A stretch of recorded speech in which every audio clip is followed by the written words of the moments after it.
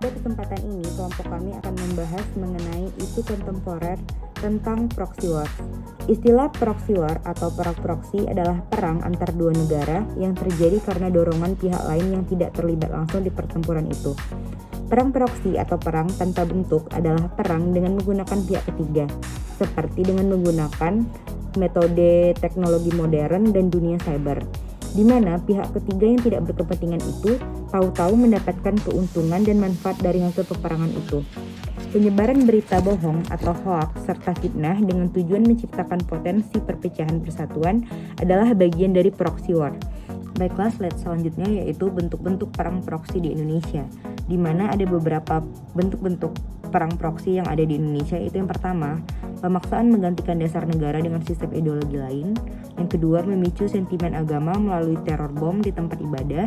Yang ketiga, kerusuhan akibat tersulutnya konflik horizontal di daerah. Yang keempat, penanaman bibit paham radikalisme dan anti Pancasila. Dan yang kelima, penyebaran hoaks di media maya. Selanjutnya, menghembuskan isu SARA agar terjadi instabilitas keamanan. Dan yang terakhir, ragam demonstrasi massa dengan tuntutan yang tidak relevan.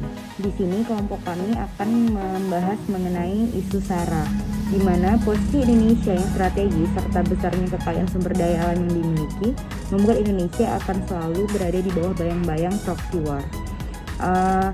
Dalam proxy war, negara yang berkepentingan memanfaatkan potensi konflik di negara sasaran, misalnya isu suku, agama, ras, dan antar golongan. Hal ini melumpuhkan otak dan raga melalui penyebaran narkoba, miras, dan pornografi, serta maraknya perilaku KKN.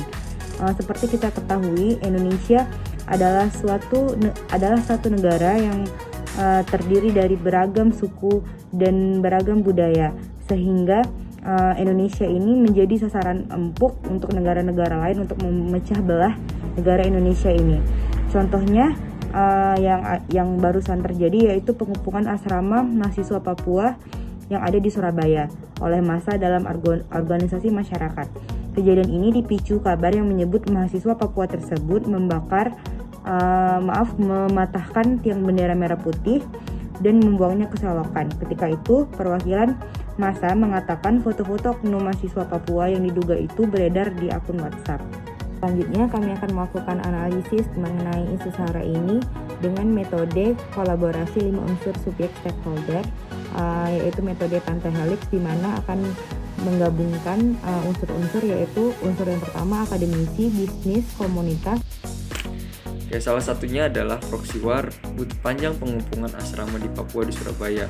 Hal ini mengakibatkan dua pihak berseteru, padahal sebenarnya masalah ini bisa diselesaikan dengan cara yang baik. Kemudian, menepis isu proxy war yang ada di Indonesia, kami menggunakan metode USG.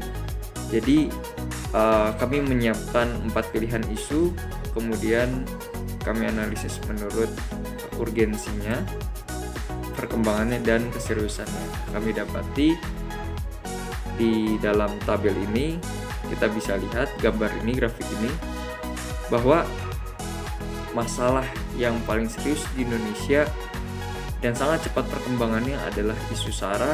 Yang kedua, secara urgensi adalah hoax di media sosial. Namun pada kesempatan ini, kelompok kami menganalisis isu SARA, yaitu proxy war pada isu SARA.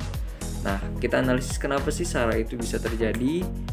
Nah, secara internal atau dari manusianya mungkin adanya kurangnya pendidikan di manusia tersebut. Yang kedua, sikap mudah emosi. 3, pengalaman buruk, angkuh, dan terlalu membanggakan diri kita sendiri. Yang kedua, secara eksternal bisa jadi lingkungan tersebut terdapat adanya ketimpangan ekonomi yang sangat jauh. Yang kedua, lingkungan tersebut toleransinya sangat minim. Dan yang ketiga, agenda hubungan kemanusiaan yang rendah, sehingga tidak adanya komunikasi di antara beberapa pihak atau masyarakat tersebut. Nah, subjek apa saja yang potensial pada SARA? Kelompok kami membagi dari 6 ya. Ini sebenarnya masih banyak, tapi kita hanya cukup 6. Bisa dari pelajar, tokoh adat, aparatur, selebriti, tokoh agama, atau merupakan pimpinan etnik ya. Kemudian Apa strategi yang akan kita lakukan? Yang pertama, kita akan meningkatkan pola pikir melalui pendidikan. Yang kedua, mengeventkan silaturahmi antar budaya. Yang ketiga, gerakan positive thinking terhadap sesuatu. Yang keempat, bangga dengan produk Indonesia. Yang kelima, jalan-jalan ke seluruh Indonesia agar tahu Indonesia seperti apa. Yang selanjutnya ada pernikahan atau silang budaya. Yang terakhir adalah kita meningkatkan sikap toleransi kita terhadap suatu perbedaan. Nah, hal tersebut akan menyebabkan mudah-mudahan NKRI akan kuat dan utuh.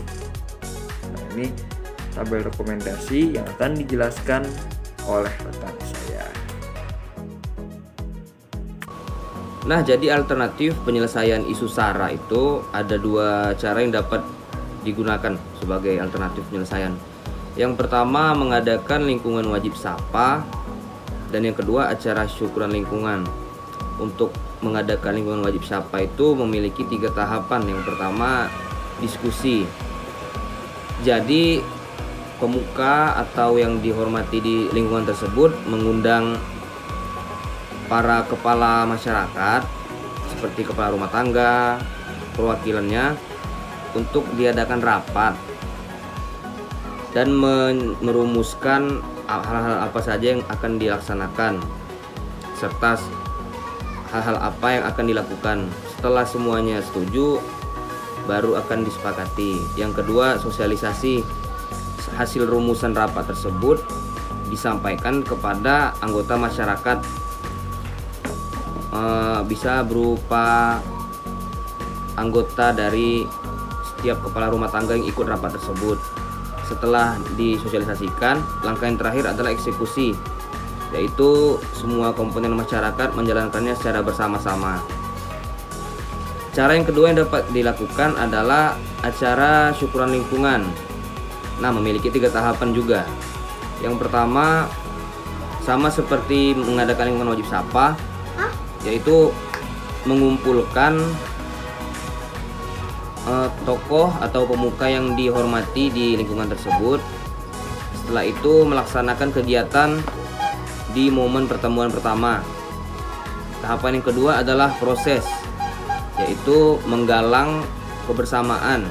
Nah, jadi dalam proses syukuran tersebut akan terdapat rasa kebersamaan yang timbul. Dan tahapan yang terakhir adalah pelaksanaan. Setelah mereka bersama-sama mengadakan acara syukuran lingkungan, otomatis masyarakat yang ikut dalam acara tersebut akan saling berkenalan.